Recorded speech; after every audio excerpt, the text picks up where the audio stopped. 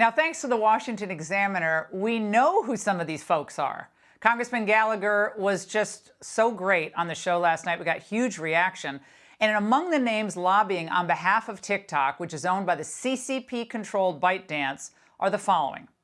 Former Republican Senate Majority Leader Trent Lott, powerful former Democratic Senator John Breaux of Louisiana, former Republican Congressman Jeffrey Dunham, and former Democratic Congressman Barton Gordon.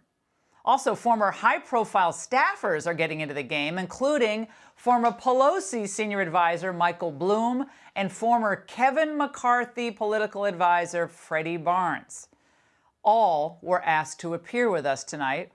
With the exception of Bloom, who couldn't make the timing work, they refused. Joining us now is Senator Tom Cotton, who has long warned about TikTok. Senator, that's quite a list, and that's just scratching the surface. What does that tell you about the revolving door of power to influence peddling in Washington, especially on behalf, essentially, of the CCP? Well, Laura, it was a great interview you had with my friend Mike Gallagher last night. He's right. TikTok is like a kind of digital fentanyl or Trojan horse on the phones of America's youth. If you have it on your phone, you should delete it and then probably get a new phone as well. And these former members of Congress and congressional aide should know better than lobbying for a company that is directed by, at the behest of, the Chinese Communist Party, that is part of its massive surveillance network, that is going to give access to hundreds of millions of Americans' phones going for today and going forward, if it's not removed from those phones, if it's not banned nationally in this country.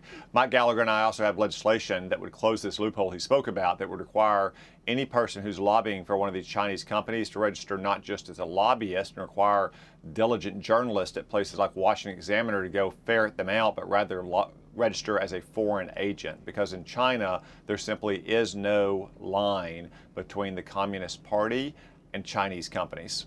Yeah, I mean, that seems like such a no-brainer at this point, Senator, so I'm so glad you're pursuing this. But today at the New York Times Deal Book Summit, the CEO of TikTok addressed criticism that they are just controlled by the Chinese government. Watch this.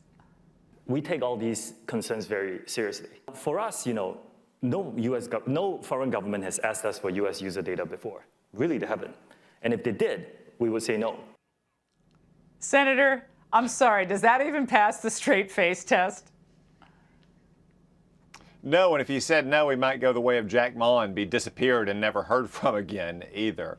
Look, TikTok is under the thumb of Chinese communists. It has to answer to the Chinese Communist Party and has to do what the government says. It can access all the data on your phone to include all the other apps and your content and your text messages, your emails, your browser history. It can even remotely control your camera and your microphone. You should delete TikTok from your phone and probably get a new phone if you have it on there now. And that's to say nothing of the kind of content that the Chinese Communist Party allows on TikTok in their country, which is basically respect your elders and do your homework and eat your vegetables, and what you find on it here in America.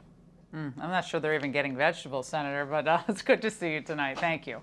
Hey, Sean Hannity here. Hey, click here to subscribe to Fox News YouTube page and catch our hottest interviews and most compelling analysis. You will not get it anywhere else.